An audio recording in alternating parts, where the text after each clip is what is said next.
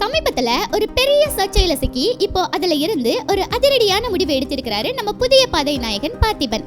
ஹைதராபாத்ல நடந்த உஸ்தாத் பகத்சிங் படத்தோட ப்ரீ ரிலீஸ் ஃபங்க்ஷன்ல அவர் பேசின ஒரு வார்த்தையால சோஷியல் மீடியால பல பேக்ஸ்லாஷ் ஃபேஸ் பண்ணி இருக்காரு.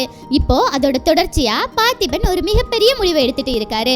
அதுக்கு நெட்டிசன்கள் மத்தியில ஒரு கலவையான கமெண்ட்ஸ் வந்துட்டு இருக்கு.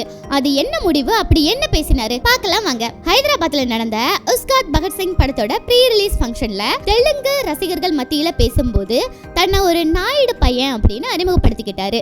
காலம் காலமா சாதிக்கு எதிராக பேசிட்டு வர பார்த்திபன் சார் இப்படி பேசினது பலருக்கும் பெரிய அதிர்ச்சியை தந்துச்சு. ஆனா இதுக்கு பின்னாடி ஒரு சுவாரஸ்யமான விளக்கம் இருக்குதுங்க. பார்த்திபன் சார் இதுக்கு என்ன சொல்றாருன்னா, தெலுங்குல சரளமா பேச வராத பதட்டத்துல வாய் தவறி அந்த வார்த்தை வந்துடுச்சு அப்படின்னு சொல்லி இருக்காரு. மேடைக்கு போறதுக்கு முன்னாடி ஒருத்தர் அவர்கிட்ட சாதி பத்தி கேட்டது அவர் மனசுல பதிஞ்சு போனதால தெலுங்கு பையன்னு சொல்றதுக்கு பதிலா நாயுடு பையன்னு மாத்தி சொல்லிட்டாராம். இதுக்காக அவர் மனப்பூர்வமா மன்னிப்பு கேட்டு இருக்காரு. இந்த சர்ச்சைக்கு ஒரு முற்றுப்புள்ளி வைக்கணும்னு நினைச்ச பார்த்திபன் சார் இப்போ ஒரு அதிரடியான முடிவு எடுத்திருக்கிறாரு.